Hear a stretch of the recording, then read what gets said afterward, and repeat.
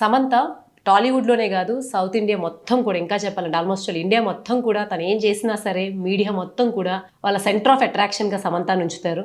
So family man series చేసినప్పుడు తన మీద వివాదం వచ్చింది, సూపర్ డీలక్స్ సిరీస్లో వచ్చింది. అలాగే తను నటించే సినిమాలే కాదు వ్యక్తిగతంగా కూడా తన జీవితంలో తన విడాకులు తర్వాత రాజు నిర్మూలిని వివాహం చేసుకోవడం వరకు అంతా కూడా మిక్స్డ్ రియాక్షన్స్తో కొందరు తనని సపోర్ట్ చేస్తూ ఉన్నారు, కొందరు తనని అపోజ్ చేస్తూ ఉన్నారు. ఏదేమైనప్పటికీ అప్పటి నుంచి ఇప్పటి వరకు టాక్ ఆఫ్ ద ఇండస్ట్రీగా ఉంది మాత్రం సమంత. అయితే సమంత లేటెస్ట్గా నటిస్తున్నటువంటి మా బంగారం సినిమా కూడా ఈ టాక్ వల్ల కొంత పాజిటివ్ హైప్ వస్తుందని అందరూ ఊహించారు. అయితే సమంత నటించినటువంటి మా బంగారం సినిమా ఈ జూన్ 19న రిలీజ్ అవ్వాల్సి ఉంది. జూన్ 19 అంటే గట్టిగా వారం రోజులు కూడా సినిమా లేదు, కానీ సినిమాకి తగ్గ పాజిటివ్ బజ్ కానీ ప్రమోషన్స్ కానీ ఏమీ భారీ స్థాయిలో కనిపించడం లేదు.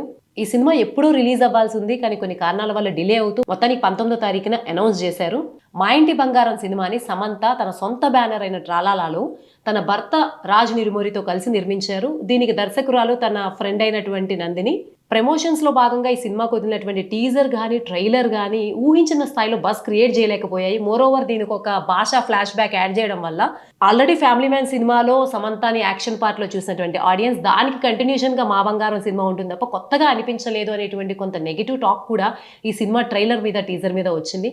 అది కూడా ఒక కారణం కావచ్చు. ఇంకొకటి నందిని రెడ్డి ఈ మధ్య పెద్ద ఫామ్లో లేకపోవడము, తను తీసినటువంటి సినిమాలు almost all back to back కాకుండా చాలా గ్యాప్తో రావడం అయితే ఈ సినిమాని ఇంకొంచెం ఎఫెక్ట్ చేశాయని చెప్పుకోవచ్చు. అందులోనూ సమంత ఇంతకు ముందు నటించినటువంటి శుభం సినిమా తను నిర్మించి కొంత క్యామియో రోల్ చేసింది. ఈ మధ్య back to back success rate సమంతాకి లేకపోవడం, అలాగే తను ఎవరితో అయితే కలిసి సినిమా చేసిందో ఆ డైరెక్టర్ నందినికి కూడా ఆ స్థాయి సక్సెస్ రేట్ లేకపోవడం వల్ల మా బంగారంకి మొదటి నుంచే పాజిటివ్ టాక్ రాలేదు.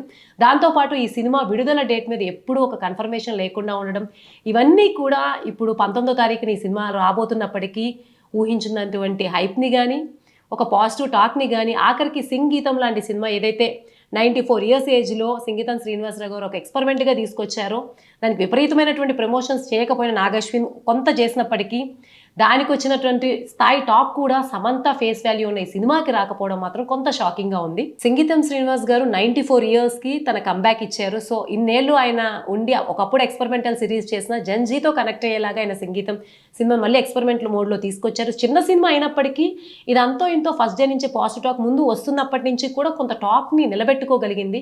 ఇంకా చెప్పాలంటే దానిలో ఉన్న హీరోలు కానీ వాళ్ళందరూ కూడా యంగ్స్టర్స్, కొత్త వాళ్ళు.